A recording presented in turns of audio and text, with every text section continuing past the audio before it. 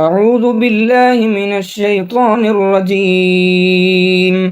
சபிக்கப்பட்ட ஷைத்தானை விட்டு அல்லாஹ்விடம் நான் பாதுகாப்பு தேடுகின்றேன். وَكُلًّا نَّقُصُّ عَلَيْكَ مِنْ أَنبَاءِ الرُّسُلِ مَا نُثَبِّتُ بِهِ فُؤَادَكَ وَجَاءَكَ فِي هَٰذِهِ الْحَقُّ وَمَوْعِظَةٌ وَذِكْرَىٰ لِلْمُؤْمِنِينَ. நபியே, இறை தூதர்களின் வரலாறுகளிலிருந்து நாம் எடுத்துக் கூறும் இந்த நிகழ்ச்சிகள் ஒவ்வொன்றும் எப்படிப்பட்டவை என்றால், அவற்றின் மூலம் நாம் உமது இதயத்தை உறுதிப்படுத்துகிறோம்.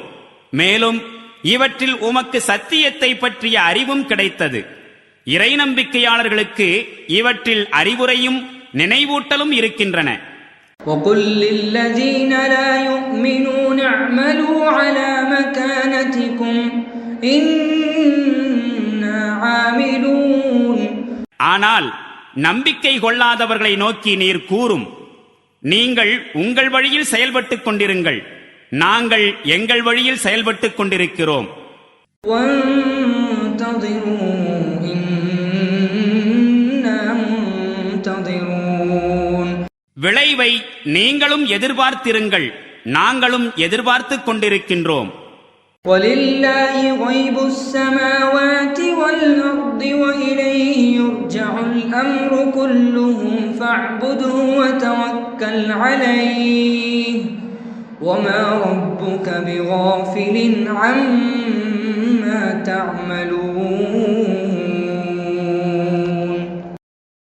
வானங்கள் பூமி ஆகியவற்றில் மறைந்துள்ள அனைத்தும் அல்லாஹ்வின் அதிகாரத்திற்குட்பட்டனவாகும். மேலும் அனைத்து விவகாரங்களும் அவனிடமே திரும்ப கொண்டு வரப்படுகின்றன. எனவே நபியே, நீர் அவனுக்கே அடிபணிவீராக, மேலும் அவனையே முழுவதும் சார்ந்திருப்பீராக. நீங்கள் செய்து கொண்டிருப்பவை அனைத்தையும் இறைவன் கவனிக்காமல் இல்லை.